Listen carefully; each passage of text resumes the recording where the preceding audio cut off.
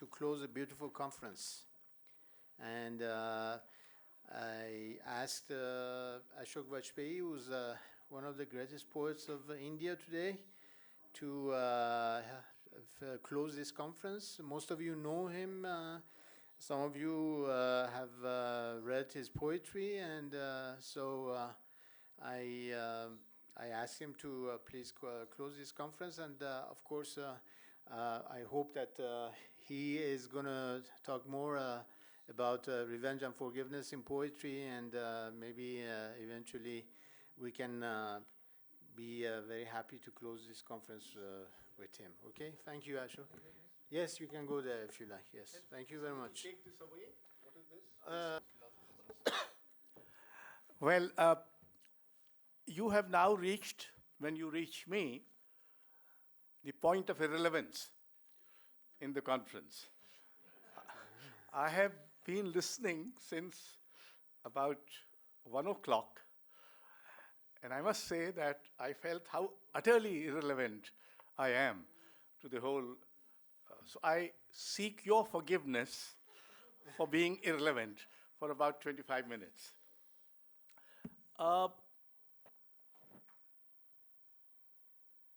You might also forgive me for disappointing you. Now, poetry, first and foremost, is a celebration of life and the world.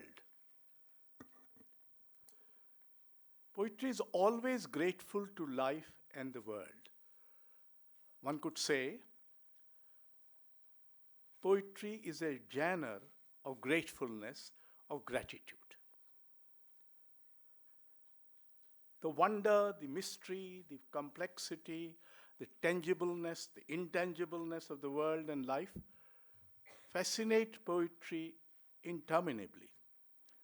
It is a genre of ceaseless fascination and enchantment. Poetry remembers and reminds. It is a struggle, perhaps endless, constant, against forgetting. In our troubled times of massive amnesia of many kinds, from cultural to social, economic, historical, political, poetry keeps memory alive and vital. Poetry is a genre of memory. It does not forget, but invariably is also forgiving most of the times. You have the usual phrase, forget and forgive.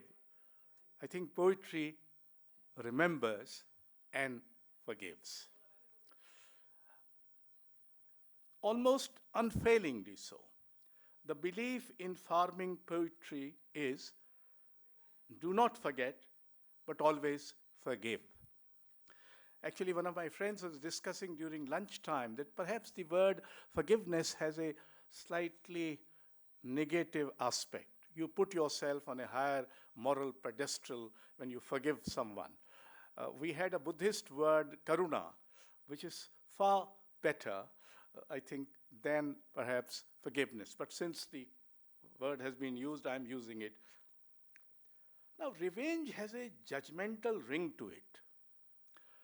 You often resort to revenge because you believe you have been hurt, damaged, wrong, and the person, forces who are responsible must be punished. Poetry believes somewhat biblically, judge not, for ye shall be judged.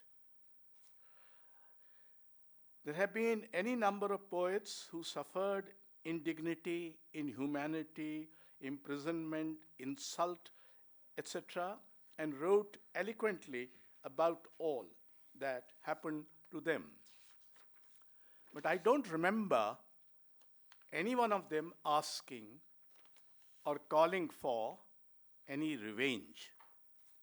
Nazim Hikmat in Turkey, Czesław Miłosz and Gebnu Herbert in Poland, Faiz and many others in the subcontinent, strove in their poetry to remind us about all the horrors that none of them asked for, But none of them asked for revenge, as far as I recall. They did not. Almost all of them did not indulge in heroics, moral or otherwise. In fact, Zbigniew Herbert, a great Polish poet, and not a single writer turned up. Not a single artist turned up. Not a single academic turned up.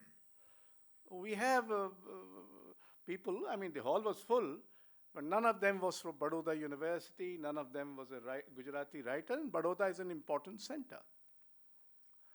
And when we said that we will raise money to restore the grave of Wali Dakkani, which has been demolished, one of the Gujarati writers stood up in Ahmedabad and said, "Do you want to write again?" So, and yet, all this happened, but none asked for any revenge on them, either for their silence or for their complicity or for their lack of courage. In fact, poetry is a self-incriminating site. In the court of poetry, you cannot accuse others. You can only confess your complicity. In poetry, there are no others. The dichotomy of us and them is denied and demolished. In fact, this will be true about literature. Yayosa, when he got the Nobel Prize, in his Nobel lecture, he said that there are no others. And mind you, this is a massive othering going on globally. We are now creating more others than ever, and at least being made aware of the presence of the others than any time before. And Yayosa said, we are them and they are us. So poetry believes they are us and we are them. Poetry is a genre of self-incrimination. Conscience seems to have disappeared in our times. From religions, from politics, from economics and development, from markets and governance. Literature and the arts are the last ramparts of conscience in our time. Poetry does not believe in absoluteness of anything, including truth. In fact, I have a personal theory which is intriguing, and perhaps it has no philosophical defense or support. But there it is. It's a poet's theory for what it is worth.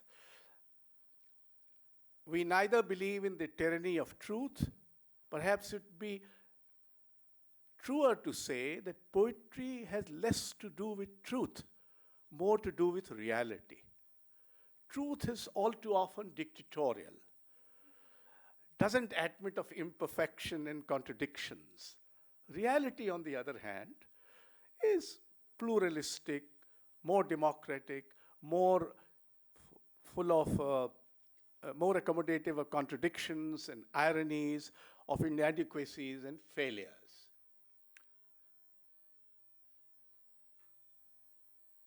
Also, and here I use the word truth not in this philosophical sense, but in the normal sense, also poetry does not allow even a small part of reality to go waste or unnoticed. So we are, in a manner of speaking, recording what escapes your attention, normally. Poetry, therefore, is a genre of calling to your attention things, events, persons, objects which you might otherwise ignore. Poetry creates incomplete truths. You know, not only it does not believe in the absoluteness of any truth, it does not believe even the completeness of any truth that it might discover or fabricate. Because it creates half-truths or incomplete truths. Half-truth has a bad ring, but therefore incomplete truths. And the truths are completed when the listener or the reader or the rasik adds a bit of her truth to it. And therefore, a poem has different interpretation, which by implication means a poem could have different truths for different people. It's a part, therefore, poetry, truths in any, if any, in poetry are participative truths. They allow for vast, complex variance. Ramin has written a book which says, "Time will say nothing," taking a line from Auden. Poetry dares to say what time does not, and it does so in empathy, which again, according to Ramin, is the language of the heart. From this empathy, poetry draws its moral intelligence and energy, and invariably, as I said, does not forget, but forgives. Therefore, poetry is an area where I want to read a short poem. I went to Auschwitz, and I was horrified. It's a very, very disturbing experience for you to realize that 10 million people, 10 lakh people, or more than 1 million people were gassed to death there.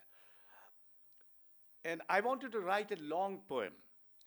And I wanted to start with a lament for my mother and finish it with a prayer for my grandson. But that was too large and too ambitious a structure that I thought of, so I couldn't do that. But I wrote a triptych of poems, and I'm going to read only one of them. I want to be able to see what remains the way I see what's past, like a yellow breach in a field of green.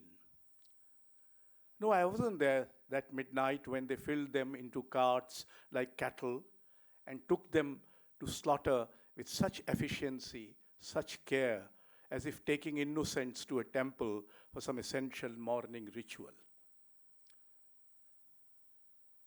There's a episode which took place in the Krakow University, the Jagiellonian University.